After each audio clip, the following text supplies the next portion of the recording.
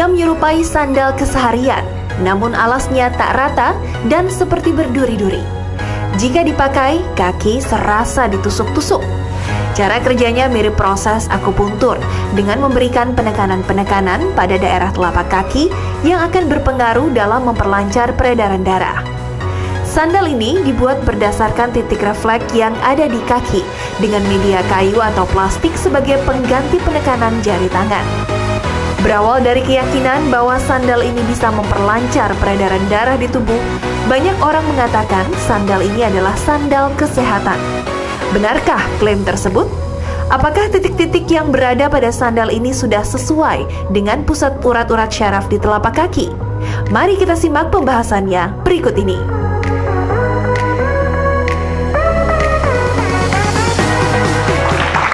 Gimana Dokter Haikal? Enak dok? Sakit sih dok, tapi sakit-sakit enak. Oke. Aduh, tapi ini katanya bagus buat melancarkan peredaran darah dok. Oke, banyak dok, manfaatnya ya dok? Iya. Nah, untuk tahu banyak manfaatnya atau enggak, langsung saja kita sambut Dokter Kemas Abdurrahim yang sudah hadir di sini.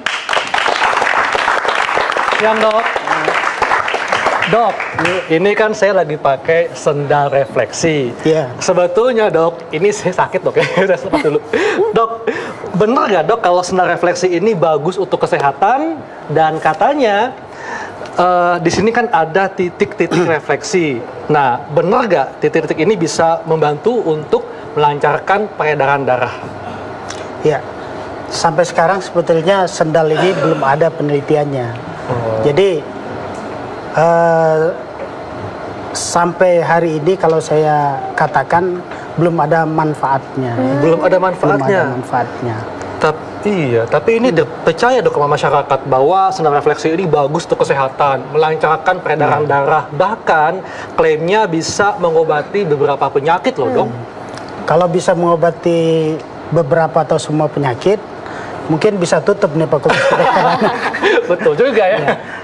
Tidak sembarangan sebetulnya alat kesehatan itu diedarkan atau digunakan untuk masyarakat ataupun diklaim sebagai alat untuk menyembuhkan atau sebagai medical device, tapi harus didaftarkan dulu di gitu, Badan POM ataupun diteliti dulu. Kalau tidak ada registernya kan, ya sudah jelas itu bukan alat medis atau alat untuk menyembuhkan, sudah jelas bukan. Nah dok, tapi kan ini kan ada titik-titiknya nih dok di sini dan sama sepertinya seperti yang di layar. Silakan dok. Jadi sebetulnya untuk titik-titik refleksi ini bisa ada manfaatnya ya. Misalnya untuk fatigue, untuk kelelahan ya, untuk gangguan tidur, untuk mual atau muntah. Tetapi teknik untuk pemijatannya itu harus menggunakan tekanan tertentu dan di titik tertentu. Jadi tidak sekaligus seperti pakai sendal langsung semua titik refleksi atau area refleksi itu dirangsang. Manusia itu kan kakinya juga macam-macam. Ada besar, ada kecil. Betul. Nah. Oh, jadi belum tentu kalau misalnya saya pakai yang ini nanti beda titiknya gitu ya dok? Iya. Jadi nanti kena titiknya juga nanti nggak jelas. Dan kena ke seluruh titik juga tekanannya masing-masing untuk per individual itu berbeda-beda. Jadi untuk intensitas tertentu itu baru bermanfaat, tetapi kalau sampai menyebabkan nyeri malah bisa merugikan tubuh kita. Ya, betul. Dok, ini ngomongin soal tekanan pada titik refleksi pada kaki. Nah, ayo dok, kita duduk dok. Dok, mohon maaf nih dok ya. Nah, kaki saya angkat nih dok ya. Nah, tadi kan katanya titik refleksi ada di telapak kaki kita dan beda-beda penekanannya. Nah, mungkin dokter bisa tunjukkan penekanan itu seperti apa dok? Jadi penekanannya itu misalnya kalau kita untuk sakit pinggang ya. Sakit pinggang kita bisa tekan di daerah sini.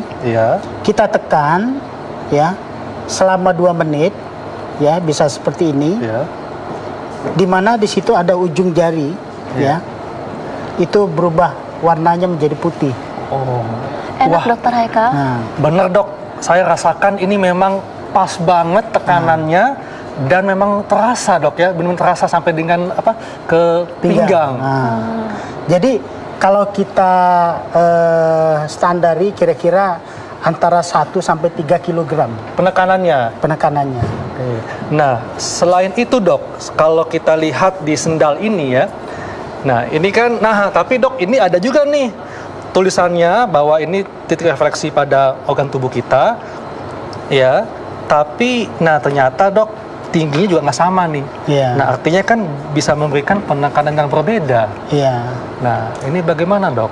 Ya, kita kan butuhnya sekarang belum tentu di daerah yang tekanan paling tinggi misalnya. Oh. Jadi yang paling bagus itu kita secara manual. Jadi kita menggunakan titik-titik itu secara prescription. Jadi tergantung individu masing-masing. Oh, jadi tergantung juga daya tahan sakit dari orang tersebut ya. Nah, kalau untuk terapi sebetulnya yang paling bagus yang melakukan itu tenaga medis. Kalau dia bukan tenaga medis, paling hanya untuk capek aja sih nggak apa-apa. Oh iya. Oke dok. Ada mitos-mitos dok bahwa zaman dulu ini orang-orang suka jalan di atas batu. Katanya itu baik dan bermanfaat juga untuk saraf-saraf kita. Mungkin itu mitosnya agak mirip dengan sendal refleksi ini betul. dok. Jadi kalau kita misalnya mau jalan di atas batu atau jalan di tanah yang natural ya, itu boleh-boleh saja. Tetapi tidak harus kita misalnya setiap hari sepanjang waktu. Jadi cukup misalnya kita seminggu 2 kali sudah cukup, atau seminggu sekali itu cukup. Jadi ada misalnya di Cina itu masih ada itu mereka bikin khusus untuk membantu merangsang titik-titik atau area refleksi di kaki. Oke. Nah, jadi nekannya kita sendiri yang merasakan kayaknya nyaman, ya kita teruskan. Kalau sampai dia terasa kesakitan, itu artinya sudah bisa merangsang sistem simpatis kita. Jadi kalau sistem simpatis yang terangsang, ya misalnya kalau orang hipertensi malah jadi tambah naik tensinya kan. Oke. Iya dok, jadi kalau gitu lebih baik dengan manual ya, penekanan secara manual. Tapi dok, bagi orang atau masyarakat yang sering menggunakan sendal refleksi ini dan dia sudah cukup lama menggunakannya, apa dok dampaknya bagi kesehatan? Ya, jadi kalau misalnya menggunakan suatu tekanan, ya terserah apakah sendal boleh atau apa. Kalau sudah berlebihan itu tidak bagus. Apa dok kira-kira dampak nyatanya? Misalnya apakah jadi ada gangguan saraf pada kaki atau gimana dok? Ya, kalau dia misalnya menimbulkan nyeri, tentunya kalau sehari-hari kita gunakan itu merangsang sistem simpatis. Tapi kalau dia tajam, bisa saja justru menimbulkan perlukaan. Oh, jadi kalau gitu untuk yang pengidap diabetes sangat tidak disarankan. Tidak disarankan. Iya. Nah, dok, jadi nih artinya menggunakan sendal refleksi ini boleh atau tidak?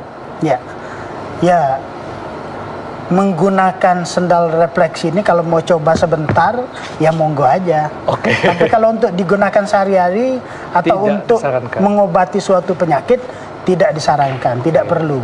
Jadi lebih baik dengan melakukan refleksi secara manual, dok ya. Oke, luar biasa. Terima kasih Dr. Kemas, sangat jelas sekali. Dan Dr. Sheila, setelah ini kita ada apa dok? Kita akan membahas cara bagaimana perenggangan setelah bangun tidur. Jangan kemana-mana, tetap di acara Ayo Dok Sheila.